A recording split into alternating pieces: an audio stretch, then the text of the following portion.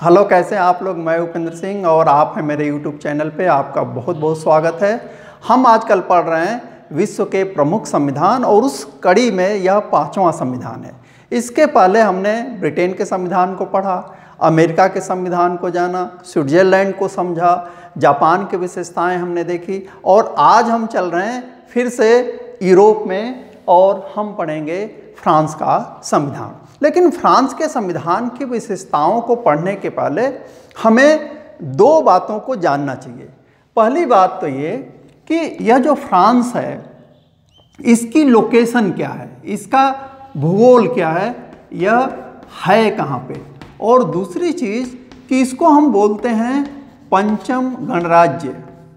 इसे हम पंचम गणराज्य या फिफ्थ रिपब्लिक के बोलते हैं। इसको हम बाद में देखेंगे। सबसे पहले हम फ्रांस की लोकेशन को देख लेते हैं, क्योंकि जिस संविधान को हम लोग पढ़ने जा रहे हैं उसका एक भूगोल भी हमें मालूम होना चाहिए।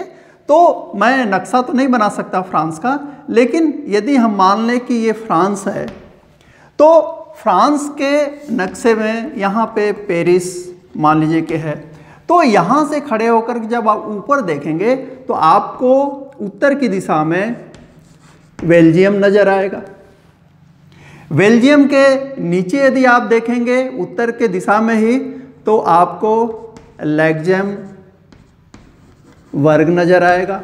और यदि आप पूरब की तरफ जाएंगे तो आपको दो देश दिखाई देंगे।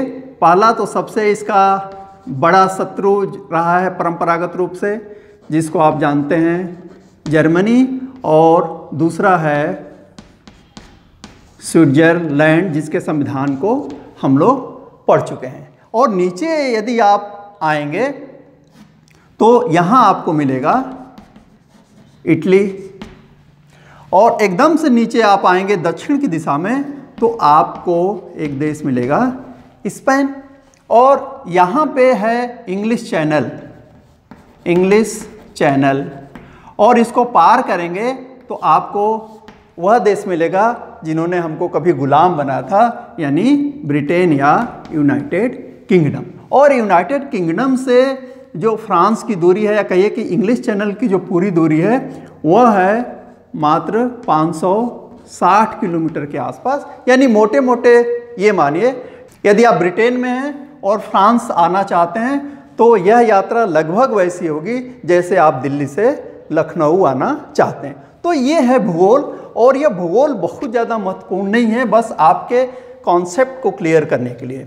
बेसिक चीज़ ये है कि इसे हम फिफ्थ रिपब्लिक का संविधान क्यों कहते हैं। तो जैसे ही आप कहते हैं कि फिफ्थ रिपब्लिक, इसका मतलब कि फोर्थ रिपब्लिक भी रही होगी, थर्ड रिपब्लिक भी रही होगी, सेकेंड रिपब्लिक रही होगी और फर्स्ट रिपब्लिक रही होगी। और इन रिपब्लिक्स का मतलब ये है कि इसके पहले 4 संविधान बन चुके हैं। पहला, दूसरा, तीसरा, चौथा जो रिपब्लिक थी उनके संविधान थे। तो पहली रिपब्लिक कब आई, इसके लिए एक तो आप उस ऐतिहासिक डेट को याद रखिए, 1789। तब क्या हुआ था, फ्रांस की क्रांति हुई थी। जाहिर सी बात है कि इस क्रांति के बाद वहाँ मोनार्की का समापन हुआ और रिपब्लिक की स्थापना हुई। लेकिन 89 में क्रांति हो रही है तो उसी साल में तो स्थापित नहीं होगी रिपब्लिक। तो फर्स्ट जो रिपब्लिक स्थापित हुई, फर्स्ट रिपब्लिक, वह हुई थी 1792 में, और यह चली 1804। अब आप पूछेंगे कि 1804 के बाद क्या हुआ। तो 1804 के बाद नेपोलियन आ गया और उसने उस रिपब्लिक को ख़त्म किया। तो दूसरी रिपब्लिक नेपोलियन के बाद स्थापित होती है, और वह स्थापित होती है 1848 में और चलती है 1852 तक। 1852 में सेकेंड रिपब्लिक भी एक प्रकार से ख़त्म हो गई, और उस ख़त्म करने वाला और कोई नहीं था बल्कि नेपोलियन बोनापार्टे का भतीजा ही था, जिसको लुइस बोनापार्टे कहते हैं। फिर थर्ड जो रिपब्लिक स्थापित हुई वह हुई 1870 में, और यह सबसे लंबा चली। 1870 में शुरू हुई और 70 साल चली, तो ये हो गया 1940। 1940 में आप जानते हैं कि 1939 में सेकेंड वर्ल्ड वॉर शुरू हुआ। जर्मनी ने फ्रांस पे अपना अधिकार कर लिया और अपनी एक कठपुतली सरकार वहाँ बना दी। तो रिपब्लिक जो थर्ड थी वो ख़त्म हो गई 1940 में। और सेकेंड वर्ल्ड वॉर ख़त्म होने के बाद 1946 में फोर्थ रिपब्लिक स्थापित हुई, जो चली 1958 तक। लेकिन 1958 में अल्जीरिया को लेकर जो कि उपनिवेश हुआ करता था, एक संकट उत्पन्न हुआ और उसमें जो फोर्थ रिपब्लिक थी वह भी ख़त्म होती है और फिर स्थापित होती है 1958 में फिफ्थ रिपब्लिक, जो अब भी चल रही है। अब आइए हम देखते हैं कि संविधान की मूलभूत विशेषताएं क्या हैं। तो पहली विशेषता जो कि सारे संविधानों में आपने पढ़ा, पहली विशेषता आप कह सकते हैं कि यह रिटेन है, लिखित है और क्या है, निर्मित है। निर्मित है। अब यह सवाल उठता है कि निर्मित और लिखित कहने का मतलब क्या है। निर्मित कहने का मतलब यह है कि इसका एक पर्टिकुलर प्रोसेस को अपनाते हुए एक निश्चित समय पर इसको लिखा गया। जैसे भारत का संविधान बना जब स्वतंत्र भारत का, तो एक संविधान सभा स्थापित की गई थी। तो यहाँ संविधान सभा उस व्यापक तौर पे तो नहीं है, लेकिन उस समय जो प्रधानमंत्री थे जिनका नाम था चार्ल्स डी गॉल, इनके मंत्रिमंडल और एक 39 मेंबर उसमें थे, एक समिति बनी जिसने मिल करके इस संविधान को बनाया। चूंकि मेन प्रभाव इस संविधान पे चार्ल्स डी गॉल का था, इसलिए हम फ्रांस के इस संविधान को डी गॉल का संविधान भी कहते हैं। और यह संविधान बनने के बाद जब बन गया इसका ड्राफ्ट, तो जनमत संग्रह के लिए रखा गया और जनमत संग्रह में लगभग 80% जनता ने इसका समर्थन किया और उसके बाद 4 अक्टूबर 1958 को इसको लागू कर दिया गया। तो यह निर्मित संविधान है, एक समिति के द्वारा, जिसके साथ वहाँ के प्रधानमंत्री और उनका मंत्रिमंडल जुड़ा हुआ था। दूसरी चीज़ हम इसमें है कि लिखित है। अब निर्मित है तो लिखित तो जरूर होगा, और लिखित होने का मतलब यह है कि इसमें संविधान में अनुच्छेद होंगे। तो वर्तमान संविधान में 89 अनुच्छेद हैं, आर्टिकल हैं। हमारे यहाँ भारत में कितने हैं? 395 जो मूल संविधान है। और हमारा जैसे मूल संविधान 395 अनुच्छेद को कितने भागों में बांटा गया था? 22 पार्ट में बांटा गया था। तो फ्रांस के संविधान में ध्यान रखिए, उसको भी आप पार्ट कह सकते हैं, लेकिन वहाँ जो शब्द इस्तेमाल किया गया है वह किया गया है टाइटल्स। टाइटल हैं और ये हैं 16।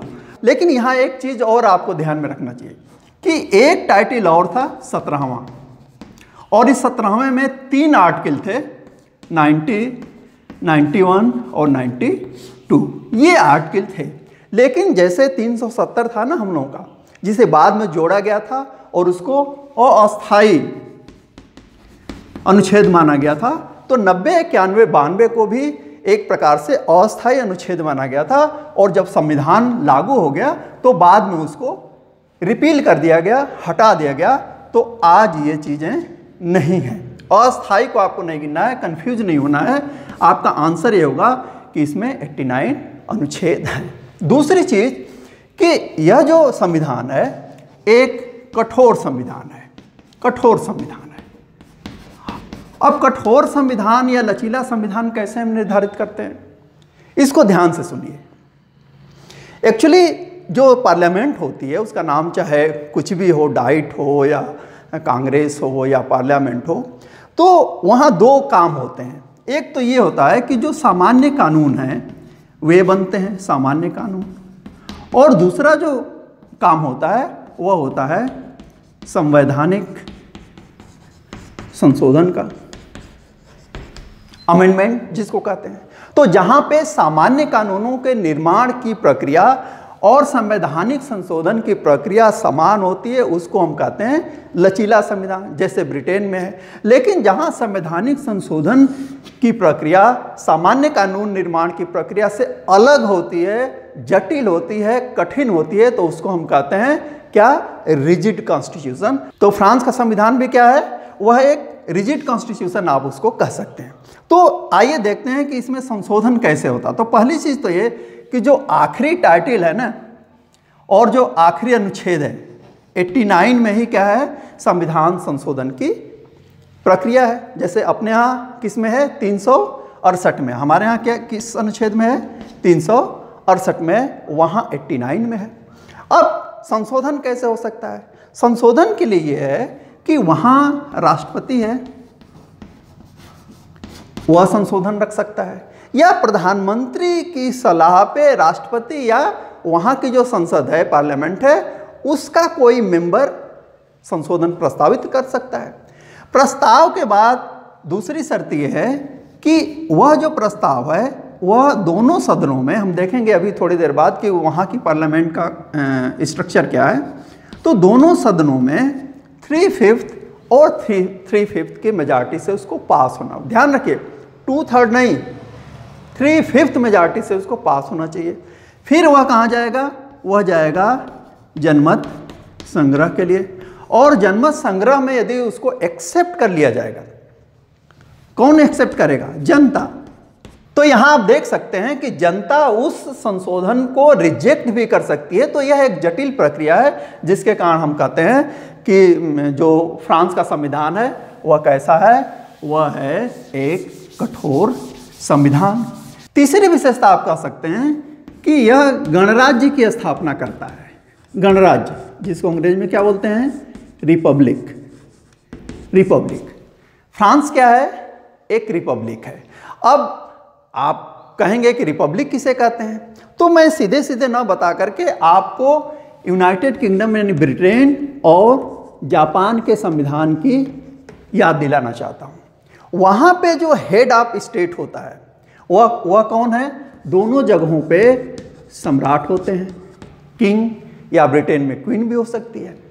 तो जहाँ head of the state, head of the state, राष्ट्र के प्रमुख का चुनाव जनता करती है, चाहे प्रत्यक्ष रूप से चाहे अप्रत्यक्ष रूप से, तो उसको हम कहते हैं रिपब्लिक। जैसे भारत क्या है? इंडिया एक रिपब्लिक है। क्यों? क्योंकि हम लोग अपने प्रेसिडेंट का चुनाव करते हैं, भले ही इनडायरेक्टली करते हैं। फ्रांस में डायरेक्ट होता है, और यहाँ पे यूनाइटेड किंगडम और जापान में वंश परंपरा के आधार पे राजा बनते हैं। तो ये यहाँ लोकतंत्र तो है, लोकतंत्र तो है, लेकिन ये रिपब्लिक नहीं है। फ्रांस क्या है? एक रिपब्लिक है, और इस चीज़ की बाकायदा घोषणा की गई है। जैसे आर्टिकल 1 वहाँ का कहता है कि France shall be an indivisible secular democratic and social republic. तो रिपब्लिक की घोषणा वहाँ अनुच्छेद 1 में है, और अनुच्छेद जो 2 है उसमें ये कहा गया है कि इसका, इस रिपब्लिक का जो बेस है वह यह कि जो सारी पावर है वह किस में है? लोगों में है, जनता में है। आपको सिर्फ ये याद रखना है कि फ्रांस एक रिपब्लिक है, और रिपब्लिक इसलिए है क्योंकि वहाँ के जो राज्य का प्रमुख है, head of the state, president, उसका चुनाव जनता द्वारा होता है, और वह भी डायरेक्ट होता है। जब चुनाव की बात आई तो एक और चीज़ आपको याद रखनी चाहिए कि चुनाव किसके माध्यम से होते हैं? राजनीतिक दलों के। राजनीतिक दल आज ना हो तो चुनाव संभव नहीं है। राजनीतिक दलों को मान्यता एक बड़ी खास चीज़ है। भारत में या अमेरिका में संविधान के माध्यम से राजनीतिक दलों को मान्यता नहीं दी गई, एक्सेप्ट नहीं किया गया है। ये तो लोकतंत्र को, रिप्रेजेंटेटिव लोकतंत्र को चलाने के लिए इनका विकास हुआ है। लेकिन वहाँ जो आर्टिकल 4 है उसमें बाकायदा राजनीतिक दलों के अस्तित्व को स्वीकार किया गया है, और माना गया है कि सोसाइटी में जो अलग अलग डाइवर्स जो इंटरेस्ट होते हैं उनके एक्सप्रेशन के लिए, अलग अलग हितों की अभिव्यक्ति के लिए अलग अलग राजनीतिक दलों का होना जरूरी है। लेकिन हाँ, उनके लिए 2 शर्तें रखी गई है कि यदि कोई राजनीतिक दल आप फ्रांस में बनाना चाहते हैं तो उनके लिए 2 बातों को मानने की घोषणा करना जरूरी है। पहला बात तो ये कि राष्ट्रीय संप्रभुता, नेशनल सॉवरेनिटी में आस्था। आपको फ्रांस की इंटीग्रिटी को, उसकी एकता और अखंडता को स्वीकार करना होगा। आप ये नहीं कह सकते कि फ्रांस के टुकड़े होंगे, ये चीज़ आप नहीं कह सकते। और दूसरी चीज़, आपको डेमोक्रेसी यानी लोकतंत्र में आपको आस्था व्यक्त करनी होगी। और इन दो शर्तों के साथ जो फ्रांस का संविधान है वो क्या करता है, वह राजनीतिक दलों को मान्यता देता है। पांचवी बात जो आप कह सकते हैं वह कि ये राजनीतिक दल चुनाव लड़कर करते क्या हैं, ये संसद में प्रतिनिधि भेजते हैं। तो अब हम देखते हैं कि वहाँ की जो संसद है वह कैसी है, तो वह है द्विसदनात्मक व्यवस्थापिका। वहाँ क्या है, द्विसदनात्मक व्यवस्था है। भारत में भी क्या है, द्विसदनात्मक है। अमेरिका में क्या है, वहाँ भी द्विसदनात्मक है। ब्रिटेन में भी यही है और जापान में भी यही है, लेकिन इनके नाम अलग अलग हैं। तो फ्रांस में जो पहला सदन है उसको हम कहते हैं सीनेट, वह क्या है, सीनेट है। और दूसरे को हम कहते हैं नेशनल असेंबली, नेशनल असेंबली। यह क्या है, यह जनता का सदन है। जैसे हमारे यहाँ लोकसभा है और इसमें जो मेंबर होते हैं वे होते हैं 577। यहाँ पे इनडायरेक्ट इलेक्शन होता है और यहाँ जो संख्या है वह है 348। और जैसे हमारी राज्यसभा है वैसे वहाँ की सीनेट है, यानी कि यह परमानेंट हाउस है और यह लोगों के द्वारा चुना गया जनता का है। तो इसके लिए पीरियाडिक इलेक्शन होते रहते हैं। अब पीरियाडिक इलेक्शन की बात आई तो आपके मन में एक क्वेश्चन उठना चाहिए कि हमारे यहाँ तो 18 साल उम्र के जो वयस्क हैं वोट देते हैं, फ्रांस में क्या है? फ्रांस में भी जो मत देने की उम्र है वह क्या है, 18 साल है और यह वयस्क मताधिकार है, यानी स्त्री और पुरुष में किसी प्रकार का भेदभाव नहीं किया गया। छठी चीज और जो इस चुनाव प्रक्रिया से जुड़ी हुई है वह है संवैधानिक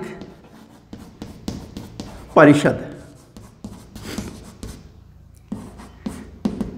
कॉन्स्टिट्यूशनल असेंबली। ये बड़ा इंटरेस्टिंग है। अब देखिए कि ये क्या है, इसको वहां पे कहा जाता है थर्ड हाउस, तीसरा सदन। तीसरा सदन ये है नहीं, लेकिन कहा जाता है। क्यों कहा जाता है आपको भी समझ में आएगा। तो संवैधानिक परिषद का पहले स्ट्रक्चर जान लीजिए कि इसमें टोटल कितने होते हैं। इसमें टोटल 9 सदस्य होते हैं और इन 9 सदस्यों को 3 अलग अलग स्रोत से नियुक्ति मिलती है। पहला तो ये कि जो प्रेसिडेंट है, प्रेसिडेंट 3 लोगों को नियुक्त करता है। फिर जो ये नेशनल असेंबली है उसका जो चेयरपर्सन होता है, अध्यक्ष, वह 3 लोगों को चुनता है। और जो सीनेट है उसका जो अध्यक्ष होता है वह 3 लोगों को यहाँ नियुक्त करता है। और इस तरीके से कितने हो गए, 9 हो गए। और दूसरी चीज़ ये कि ये 9 साल के लिए चुने जाते हैं, यानी सरकार बीच में बदल गई तो ऐसा नहीं कि संवैधानिक काउंसिल बदल जाएगी। अब सबसे महत्वपूर्ण और सबसे यूनिक चीज़ जो आपको कहीं नहीं मिलेगी वह यह कि यह जो संवैधानिक कॉन्स्टिट्यूशनल काउंसिल है यह क्या करती है, यह कानूनों की संवैधानिकता की जांच करती है। यानी जो काम आपके यहाँ सुप्रीम कोर्ट करता है, जिसको आप बोलते हैं न्यायिक पुनरावलोकन, जुडिशियल रिव्यू, वह काम वहाँ पे संवैधानिक परिषद करती है। पहली बात, इसीलिए इसको क्या कहा जाता है, थर्ड हाउस कहा जाता है। दूसरी बात इंटरेस्टिंग ये है कि हमारे यहाँ जैसे अभी चुनाव हुआ ना, महाराष्ट्र में हुआ, झारखंड में हुआ, यूपी में बाई इलेक्शन हुए, बिहार में बाई इलेक्शन हुए, तो इन चुनावों को कौन कंडक्ट कराता है, भारत का चुनाव आयोग। लेकिन वहाँ चुनाव आयोग नहीं है, ये जो कॉन्स्टिट्यूशनल काउंसिल है वही वहाँ के चुनाव, चाहे वो राष्ट्रपति का चुनाव हो, चाहे नेशनल असेंबली का चुनाव हो, चाहे सीनेट का चुनाव हो, सारे जो इलेक्शन हैं उसको रेगुलेट करती है कौन, कॉन्स्टिट्यूशनल काउंसिल। और इसीलिए संवैधानिक परिषद को वहाँ बहुत ही महत्वपूर्ण संस्था माना जाता है, क्योंकि इसके पास पावर बहुत है। लेकिन सबसे यूनिक जो विशेषता है फ्रांस के संविधान की वह यह कि वह जिस सिस्टम को इस्टेब्लिश करता है उसको हम कहते हैं सेमी प्रेसिडेंशियल या अर्ध अध्यक्षात्मक। अब अर्ध अध्यक्षात्मक का मतलब क्या हुआ, इसका मतलब ये हुआ कि यहाँ पे 2 व्यवस्थाओं को मिश्रित किया गया है। पहला पार्लियामेंट्री सिस्टम पार्लियामेंट्री सिस्टम जिसको हम बोलते हैं संसदात्मक, और दूसरा प्रेसिडेंशियल सिस्टम जिसको हम बोलते हैं अध्यक्षात्मक। तो इन्होंने क्या किया कि इन दोनों का मिश्रण कर दिया, इसको जोड़ दिया, कुछ विशेषताएं इसकी ले ली, कुछ विशेषताएं इसकी ले ली। फॉर एग्जाम्पल, जैसे आप जानते हैं कि जहां पार्लियामेंट्री सिस्टम होता है, जैसे भारत में, जैसे ब्रिटेन में, वहां जो कार्यपालिका होती है वह कार्यपालिका विभाजित होती है। कार्यपालिका का विभाजन, वहां दो हेड होते हैं, एक सरकार का प्रमुख होता है, एक राष्ट्र का प्रमुख होता है। जैसे ब्रिटेन में सम्राट है जो राष्ट्र का प्रमुख है, और प्रधानमंत्री जो है वह किसका प्रमुख है, वह सरकार का है। तो उसी तरीके से यहाँ भी राष्ट्रपति है, प्रेसिडेंट है, और दूसरे क्या है, पीएम है, उसकी काउंसिल है। तो ये संसदात्मक प्रणाली की व्यवस्था हो गई। दूसरी ये हो गई कि यह जो कैबिनेट होती है, जो मंत्रिमंडल होता है, वह मंत्रिमंडल उत्तरदायी होता है किसके प्रति? नेशनल असेंबली के प्रति। जैसे भारत में जो मंत्रिपरिषद होती है वो किसके प्रति उत्तरदायी होती है? लोकसभा के प्रति। तो यह भी संसदात्मक शासन प्रणाली की विशेषता हो गई। अब उत्तरदायी होती है तो जाहिर सी बात है कि यह नेशनल असेंबली चाहे तो अविश्वास प्रस्ताव जिसकी व्यवस्था अनुच्छेद 50 में है वह ला करके इस प्रधानमंत्री और उसके मंत्रिमंडल को हटा सकती है। तो ये संसदात्मक शासन प्रणाली की व्यवस्था हो गई। लेकिन यह जो दो कार्यपालिका होती है, यहाँ पे एक चीज़ जानिए कि एक नॉमिनल होता है, एक रियल होता है। यानी भारत में जो राष्ट्रपति है वो नाम मात्र का है, उसके पास पावर है नहीं। ब्रिटेन में तो और भी नाम मात्र का है। लेकिन यहाँ पे क्या है कि जो राष्ट्रपति है उसको वास्तविक शक्तियाँ हैं।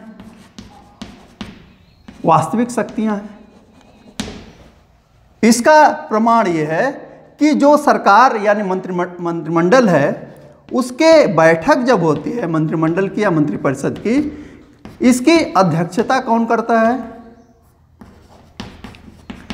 राष्ट्रपति करता है। प्रेज लिख रहा हूं, प्रेज का मतलब प्रेसिडेंट, इसकी अध्यक्षता यह करता है। तीसरी चीज ये कि भारत में या जहां संसदात्मक शासन प्रणाली होती है वहां प्रधानमंत्री और उसकी संपूर्ण कार्यपालिका मंत्रिपरिषद वह कहां से चुनी जाती है? वह चुनी जाती है पार्लियामेंट से। लेकिन यहां क्या है कि पीएम और जो उसकी कैबिनेट है वह पार्लियामेंट से नहीं चुनी जाती। यह प्रेसिडेंशियल फॉर्म ऑफ गवर्नमेंट की विशेषता है। जैसे अमेरिका में आप देखते हैं वहाँ का जो राष्ट्रपति है वह वहाँ की कांग्रेस जो कि पार्लियामेंट है उसका मेंबर नहीं होता, और न तो इसके जो सेक्रेटरी जिसको हम सामान्य भाषा में मंत्री कहते हैं वे भी कांग्रेस के किसी सदन के सदस्य नहीं होते। तो इस प्रकार हम देखते हैं कि फ्रांस में पार्लियामेंट्री सिस्टम और प्रेसिडेंशियल फॉर्म ऑफ गवर्नमेंट का एक मिश्रण है, मिक्सचर है, और इसीलिए हम इसको कहते हैं सेमी प्रेसिडेंशियल। लेकिन आप एक यहाँ सवाल कर सकते हैं कि सेमी प्रेसिडेंशियल के स्थान पे इसको सेमी पार्लियामेंट्री भी तो बोल सकते हैं, तो इसको सेमी प्रेसिडेंशियल क्यों बोला गया? इसलिए बोला गया कि यहाँ जो प्रेसिडेंट है, राष्ट्रपति है, उसके पास बहुत ज़्यादा पावर है। यानी जो मिश्रित सिस्टम है वह अध्यक्षात्मक की तरफ ज़्यादा झुका हुआ है, इसलिए हम इसको कहते हैं कि यह सेमी प्रेसिडेंशियल है। ये बहुत महत्वपूर्ण विशेषता है और इसको आपको ठीक से जानना और समझना चाहिए।